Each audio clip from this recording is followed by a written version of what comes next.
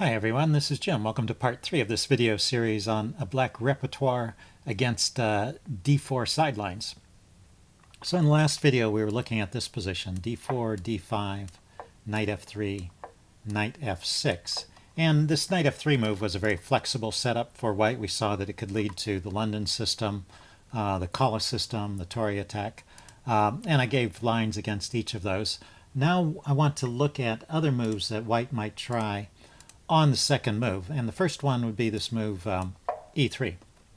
So we're going to continue with knight f6 as I explained earlier, just going for a common setup against as many of these systems as possible. And with each move that white makes, you should pay attention to which systems are still in play and which ones have been ruled out. So the e3 move has ruled out the London system, and it's also ruled out the Tory attack because the bishop is now blocked in. But it's still possible to get into a Kala system with knight f3, and the other idea is to go with the Stonewall attack with f4. So that is mainly what you will see from this position. So let's first talk briefly about the Kala system. There was one point I wanted to make that I did not hit on in the previous video. So let's get back to this position. So suppose white continues with knight f3. This is ruling out the Stonewall attack. So now the Kala system is the main idea of this position. You go with the e6, say bishop to d3, c5, he goes c3 defending, you go knight c6. So this is the common setup we are aiming for against all of these systems. So white continues with knight bd2, you go bishop d6, white castles, you castle. And with the Kala system, white is often looking to push the e-pawn forward as quickly as possible. And this is a moment where it is possible for white to push that e-pawn forward. And in the previous video, I recommended taking here first so that the center is a little bit weaker. And notice that when you take, it momentarily stops this pawn from coming forward because it's lacking a defender. So when white takes back, now he's once again threatening this fork. So you take off the e-pawn, white takes back, and you trade off that knight. Get rid of that attacking knight. So this is the kind of the final position, and I made a few remarks about how to continue from here. But there was one point I left out, which is, well, say, for example, bishop takes c4. That's right, h6. That's the move here to put a stop to any idea of some kind of Greek gift sacrifice. So now it's white's move. And say white drops the bishop back to c2. You have this move, knight to b4, harassing the bishop. But the other point of knight b4 is that it gets you to this good square on d5. And that's the part that I failed to mention in the previous video. But both the knight b4 and knight e7 have one of their ideas being to get back to this d5 square and also to keep control of that pawn and keep it from coming forward. So for example, if white were to play with bishop to d2 here, say ruling out the knight b4 move, then knight to e7 is a good move looking at that square. And if white now goes for some kind of battery, you can still go to that square with the knight. Let's see, I made the wrong bishop move there. The bishop would have to drop all the way back to c1. So the knight can go to d5, queen here. So you have to be awake to this threat. He's threatening checkmate, but the knight can come back to f6. So getting the knight on one of these two squares, f6 and d5, is pretty much an ideal setup for black. And later you can do things like rook to b8, pawn to b6, bishop to b7. If you can get the bishop on this diagonal, then you'll be in excellent shape, stopping this pawn from coming forward, and you have your typical play against the isolated queen's pawn. So that's what I'm recommending for the Kala system there. And then the knight g6 idea I mentioned, that is maybe necessary if white drops the bishop back immediately. Let's see, back up. Where were we? So after h6, if white drops the bishop immediately back to b1, then knight to e7 and queen c2. He's setting up that battery as quickly as possible. This is a point where you might need to go with knight g6. He's sort of forcing your knight to that square, but that's not really the best square for the knight, so I just wanted to point that out. Okay, let's go back to the beginning here. So d4, d5, e3, knight f6. And now the main move for players going for the Stonewall is not the immediate f4, but bishop to d3. And this indicates that white is likely going for the Stonewall attack. Although, once again, you need to keep in mind that, that it's still possible for white to transpose into a color system with knight f3. So anyway, c5, putting pressure on the center, c3 defending it, knight to c6. And now, oh, I'm sorry. After c3, you play the move e6. So when you see the c3 move, you play e6, so you can be ready to take back with the bishop. Knight d2. At this point, f4 really is often played, but I'm going to show how white can delay the f4 move as long as possible. So white is sort of keeping the idea of knight to f3 in the air right up until this moment, and now he's kind of starting to run out of useful moves. He's got to move the knight out of the way before he can castle, and he's got to do something about this knight before this bishop has any squares. So there's no more useful moves to play that avoid committing either the knight or the pawn. So f4, and we're into the Stonewall attack for sure at this point. So bishop to d6. I think the bishop can also go to e7, but it's interesting to put the bishop on d6 and be prepared sometimes to just trade off a piece that shows up on e5. Let's see. White goes with knight f3. You castle. And, well, white can castle here, or he can immediately hop into e5. I think this is the more aggressive try. But castling is certainly in the air. White is going to castle in order to get a rook on the f-file. It's going to be part of his plan here. But when the knight hops into e5, you want to start thinking of plans to either trade it off or evict it. I don't think leaving it there is such a great idea. But there are ideas of evicting it here. So knight to d7, castles. You can play the move f6 and try and chase the knight away that way. So it is important to keep in mind the state of the pawns in front of your king. So all the pawns are still back in their original positions, and in this case it's safe to play f6.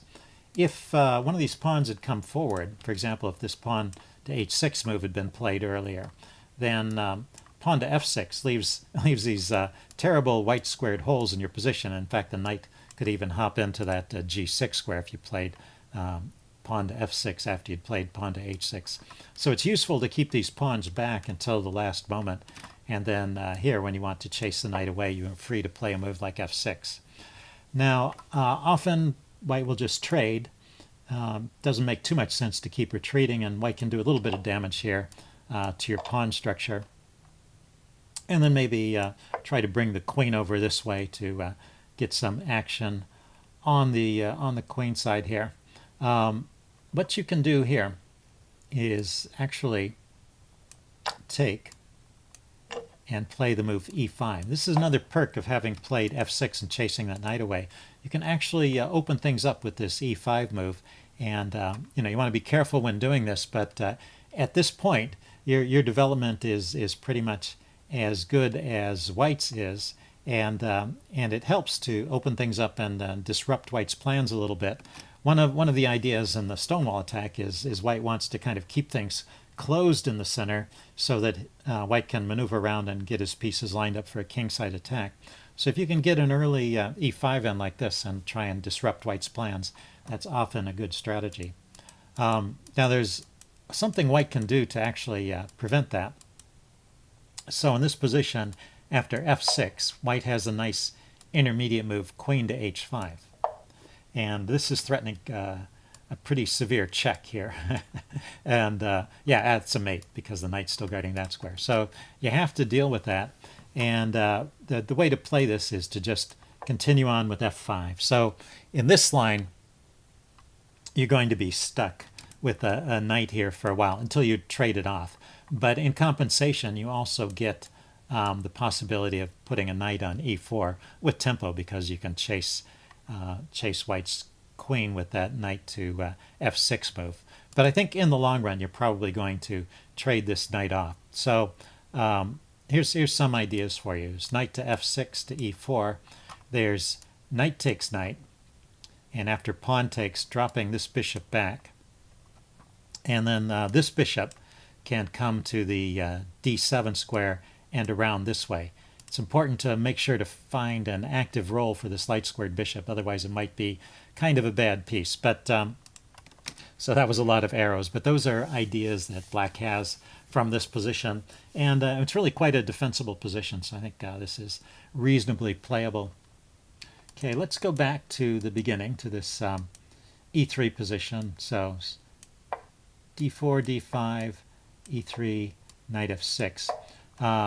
So what else does white have besides bishop to d3 or knight to f3, the Stonewall attack, or the Collis system?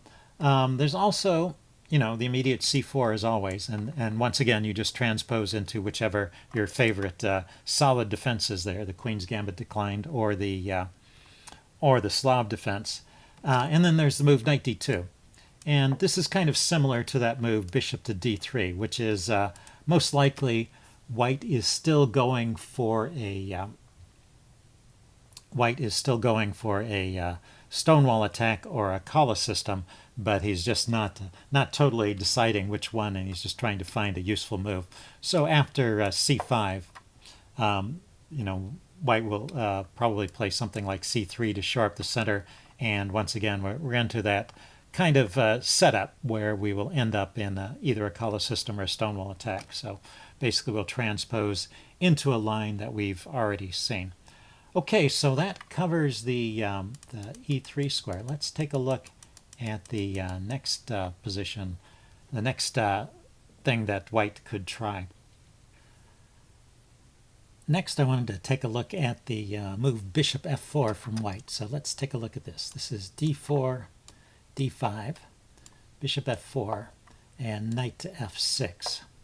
So once again, we have the same setup with black, and white has just committed the bishop to the f4 square, but has not committed either of the knights just yet. And so this actually is still not necessarily a London system. You might think it's a London system with the bishop outside the pawn chain like this, and certainly e3 is on the agenda in most cases. Actually, there's two main ways to play it. One is with knight f3, the most common move here, and that does lead to the London system, which we've already covered. And white can also play with knight c3. This is the Jobava attack, and a lot of times in this case, white will go immediately with e4 rather than stop at e3. And with the help of the knight, you know, that e4 move becomes possible. But these knight c3 systems are a bit special, and so I'm going to save those for the next video. So I'm not going to follow up on that right here. But I wanted to mention there is a third move in this position, which sort of maintains a kind of non-committal stance from white. White can go e3. And the point of this line is that white avoids making that knight to f3 move for as long as possible. So white is not committing to the London system, but is keeping other ideas in mind. There are other possibilities still. So black, I think you should just continue with e6 here and go with the normal setup, bishop d3, c5, and c3. So you put pressure on the center and white responds. So it looks a lot like some kind of Collis system here, except the bishop is outside the pawn chain. It also looks a lot like a London system, except that the knight has not moved yet. But you can continue with knight c6, and now we have that standard setup that I've called out several times already. The two knights are out on good squares, and you have this pawn formation here with this pawn advanced to c5, putting pressure on the center. Now white goes knight d2. Again, not committing that knight. At any point when knight f3 happens, we've just transposed to the London system and everything is fine. So white is avoiding that and keeping a little bit of tension in the center. And so right here, if you think you're playing against the London system, you might just play bishop to d6. And this is perhaps a playable move, but it can lead to a very dangerous attack for white. So I can't really recommend it here. But let's examine this first. Look at both the positive and the negative. After bishop d6, what white plans to do is to take that bishop off and then play f4. And so what's happened is that white has transposed into a Stonewall attack. So now by delaying that knight f3 move, this is a Stonewall attack where the dark squared bishops have been traded. So this dark squared pawn formation is no problem. And also white has delayed castling. So if you continue with normal development, something can happen like this. The knight can come out, say you castle, the knight goes here, and now you need to do some maneuvering to try and trade off that knight. Maybe you move the queen out of the way so that you can trade that knight and the pawn comes back, doesn't fork those two guys. Then the queen comes out to f3. And notice that white still hasn't castled and is not going to castle. After queen f3, the next move is going to be g4, and you are under a lot of pressure. And these pawns in the center are sort of in your way at this point, and it's not so easy to get rid of them. Notice that the knight, bishop, and queen have control over the e4 square, so you can't play knight e4 here and try and clog up the center that way. You're just going to lose a pawn. So that is the very dangerous attack that you need to watch out for in this position. And I wanted to say something else about this bishop d6 move, because there are other lines where this is okay. Let's see, pawn takes, queen takes, bishop takes, queen takes, and knight to f3. If white just continues with normal development, this is in fact fine. Both sides have developed their pieces and are going to castle. White castles. And the reason I wanted to bring this up is this is even a case where you can play the move e5. And you should be, as black, with this setup, you should always be looking for these chances to play e5 and open up a diagonal for the bishop as an option to playing b6 and putting the bishop over here. And in cases where you can get away with it, this is a good move. And we're opening things up right at a time when black's development is in good shape. There's no awkwardly placed pieces, and there's no lead in development for white. White's pieces are maybe a little bit more cramped than black's at this point. So this would be good for black. Let's back up. But as I said, the problem with this bishop d6 move is that white could trade off that bishop and then play the move f4 and get into a Stonewall attack where he's already gotten rid of his problem bishop, and he gets a very fast attack on the king side. Now, if you look at that position with the chess engine, it actually says black is fine. So certainly with best play, black can hold that. It's just that I couldn't really recommend it as a kind of simple solution to black's problems. So in this case, instead of playing bishop d6, what I'm recommending is bishop to e7. So how can you remember this move? Most of the time, as I said, you want to go to d6. It's a more active square. You often want to trade this bishop off. So the warning signs are, first of all, if this bishop is here, you may want to keep your bishop on this diagonal for the sake of unpinning. And then secondly, if this knight has not been developed, so that there's a possibility still of playing f4 in a single move, then you also don't want to play bishop d6 and allow that trade. So go bishop e7 here.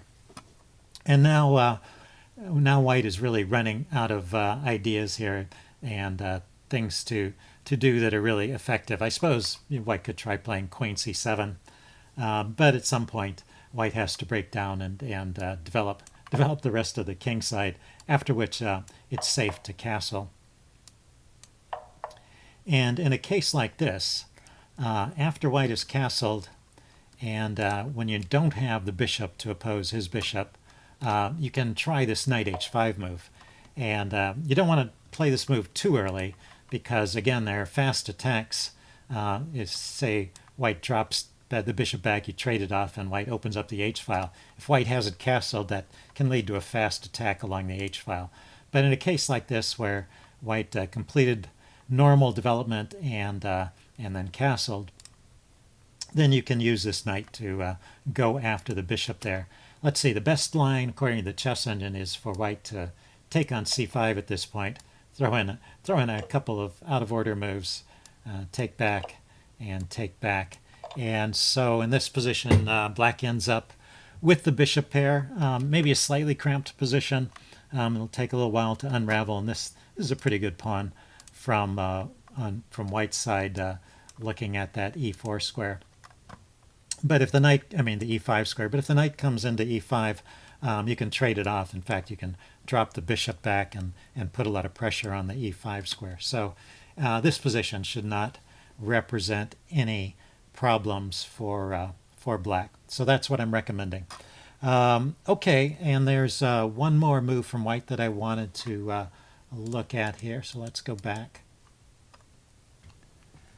The last case I wanted to look at for this video is the case where white plays bishop to g5 on move 2. So let's put that on the board. d4, d5, bishop g5, knight f6. So yes, I'm continuing to recommend knight f6 even in this case. So, well, first let's look at what happens if white takes it. So this leaves black with the bishop pair and with a slightly damaged pawn structure. It's still good to take with the e-pawn here and just have a very secure king side. So white continues with e3 here. You get bishop d6 in, so you can castle quickly. And then there's a couple ways white has to play at this point. But let's look at this line first, say c4, just playing aggressively in the center. It's a good idea at this point actually to take that pawn off. Sometimes you don't want to do it when white has a chance to take back right away. But in this case, I think it's important to gain a little bit of time here for your castling and to not allow white to build up a big pawn roller in the center. So you go ahead and castle now. White continues with knight c3. You've got f5. And this is an interesting way to play. f5 is, you kind of want to push that pawn forward and just trade it off so as to eliminate your doubled pawn. But it has some other ideas in this position. One of them is to clamp down on the e4 square. And then as white continues to develop, a third idea here is that it clears this knight f6. It clears the f6 square for the knight. So that's a very convenient square for that knight. And this is actually a decent position for white. This knight is going to move out of the way. This bishop is stuck behind this pawn for a while, but that pawn will get pushed forward and traded off at some point. And looks like white is going to castle kingside because it's a little drafty over here on the queen side, and you can build up for a kingside attack. So that should be fine. Another way that white can play at this point, let's see, instead of, you just played bishop d6 planning to castle, white can just continue developing too. Bishop d3, you castle, and then queen f3 is an interesting move trying to stop you from pushing this f-pawn forward. So you're going to have to live with this structure for a while. But this is okay as well. Bishop e6, knight to e2. This knight, the queen is blocking the knight, but the knight can come out to the f4 square or the g3 square. Let's see, knight to c6 here. a3 to keep the knight from hopping into the b4 square, and then the knight comes over here to e7. So a nice little maneuver there with the knight to get it over here on the king side. And later you can push on with c5 if you want to try and weaken the center. Although any c5 push is always going to leave you with this isolated queen's pawn. So just something to keep in mind in this structure. But this also should be fine for black. In the long run, you have the bishop pair. You have ideas now pushing the f-pawn forward again. You have queen to d7 here. Maybe supporting the bishop coming out to g4 and harassing the queen. So a lot of different ways to play from here. There's also just c6 shoring up the center and holding on to it like that. But in any case, black is in no trouble. So that's if white takes. So let's look at some of these other moves after bishop to g5, knight to f6.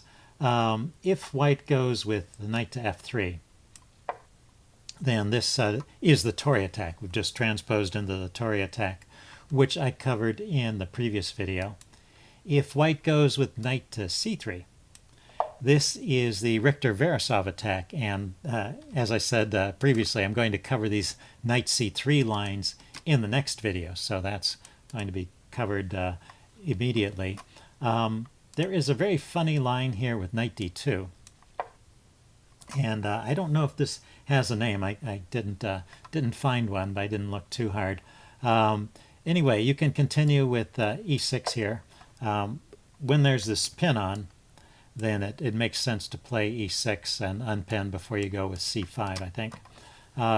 And this is the idea of that knight d2 move. It supports early e4 while the knight is still pinned. So this will lead to a lot of simplification. You know, there are aggressive ways to play this, but I'm just going to recommend a simple way to play it, which is to kind of fall into white's plan here. Just take that pawn and defend with bishop e7, and white can keep taking and try to get some kind of small edge in this position. But a lot of material has been traded off. Now there is a slight edge. If you look at this with a chess engine, it'll give a slight edge to white here, and you can see that this pawn is blocking in the bishop. But so much material has been traded off, and white's development has suffered that in fact black has no trouble unwinding from this position. So you probably want to play things like bishop to d7 and then to c6, and then the knight can come over here to d7 and maybe come over to the king side after the queen moves off of that f6 square. And you know, you can castle at any time here. Whereas white's not going to castle. Of course, you're not getting a quick attack against white, but white is not getting a quick attack against you either. And so you have time to set up your pieces, and you should be fine. Anyway, that's a pretty rare line, but it's kind of interesting. There's so many different ways to play this, and it was played often enough that it looks like it's an actual line. I mean, it showed up often enough in the database that it seems to be an actual line. And then there's one last thing I wanted to cover here, which is white could play e3 at this point. So we looked at the knight moves, we looked at taking, but e3, you know, so that the bishop can develop along this diagonal. It's a very logical move. And then you just continue with e6, once again getting an e6 before playing c5. This gives white, once again, the chance to transpose into the Tory attack. But there's another line here, once again involving this knight d2. And Tory attack, of course, we've already covered. So knight d2, you continue with your usual setup, c5, c3, defending the center, knight c6. And now f4, and this is the idea. So of avoiding the Tory attack setup, not playing knight f3, but waiting for a while and playing f4. And this is the Pillsbury attack. So the Pillsbury attack is like a Stonewall attack, but this bishop is outside the pawn chain. So, but this is an okay version of the Pillsbury attack for black. Let's see, you go bishop e7 here, so as to unpin the knight and maybe prepare to trade off that bishop. Knight g to f3, bringing the knight out now. Castles. Bishop d3. And you can see that the one thing about the Pillsbury attack is it's taken quite a bit of time for white to set up. White still hasn't castled, and now you're free to start kicking white's pieces around a little bit. You haven't developed your queen's bishop, but it's going to get into the game eventually. So you start with the h6. Not that move. You start with h6. Wow, it really wants to go there. And, you know, white could trade, but more commonly white will drop back and try and keep the pressure on. And then you have this knight g4 move. I mentioned this in another line where white has left this the e-pawn undefended. So this leads to some trades here, and then queen e2 defending, and you have this f5 move again. So the knight can reroute back like this to the center, and of course white's knights can hop into the center as well. And we'll get something like a Stonewall attack where you've got a pretty even position here. Now these Stonewall positions, they do lead to long maneuvering games, but they lead to chances for both sides, so I don't think there's anything to worry about. At some point you probably want to trade off this c-pawn for the d-pawn. Typically, oh, it's white's move here. Okay, so I can't put it on the board. Typically, white will take back with the c-pawn and keep that solid center structure.